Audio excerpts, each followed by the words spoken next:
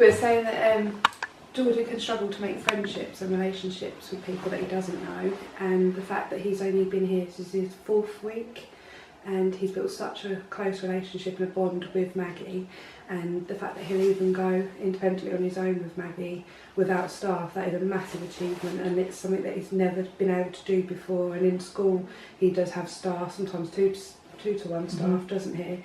Literally wherever he goes, on top of him for his own safety, and to make sure that he has quite a lot of anxiety, so that he knows that there's staff literally right with him all the time, whereas in this environment he can go. It's a bond that's happened in a very short period of time. Yeah. If you think that in his classroom setting, if someone was to walk into the classroom that he doesn't know, that anxiety would increase and he would most likely tell them to leave or to go away. So for him to come here into a different environment he completely has no knowing about, really, like in school he knows all the staff, he knows everyone, so to come here to make a bond with Maggie in that short period amount of time is... And even to see yourself, I mean, that would have caused anxiety as a different person and a new face, but the fact that he was happy to walk over with yourself and Maggie, again, that's a massive... Well, even that situation today of where the horses were perhaps not the best behaved, even for us, our anxieties rise in that situation. We have to stay calm for that situation, and he did stay calm. Yeah. And he trusted us in this environment, and he trusted the people that were around him. So even though that situation did happen, he was still able to remain calm. And the bond, and also you could see the bond that he'd made with Chloe, because he was so worried about her, and he wasn't afraid to, even though perhaps not probably the best, but to say to Josh, no, don't go near her. It's that bond of him and Chloe, and the bond that he's made with Maggie to make sure that she's okay.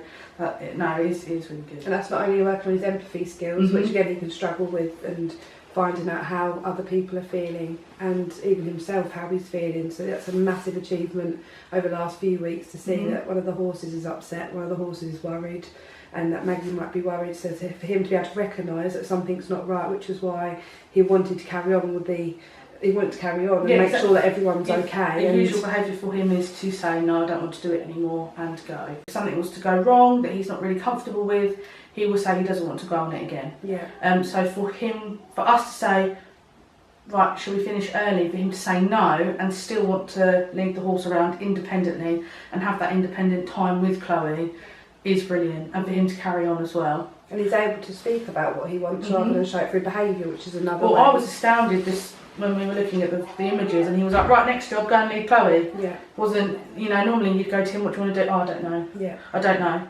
So for him to go, right, let's go and lead Chloe, I'm going to go and do this, is brilliant. To make a decision. Yeah, he does struggle making decisions. I noticed each week he's able to slowly think about it, or he'll come up with something or an idea, but independently rather than people suggesting things to him, which is what usually happens, where people suggest, try this, try that, or what about this, and you can see the anxiety raising, but the fact that he knows, I'm doing this, I'm doing that, I'm doing that, and now he's gone off with Maggie independently, he hasn't even looked for us, asked where we are, which again is another massive achievement for Jordan.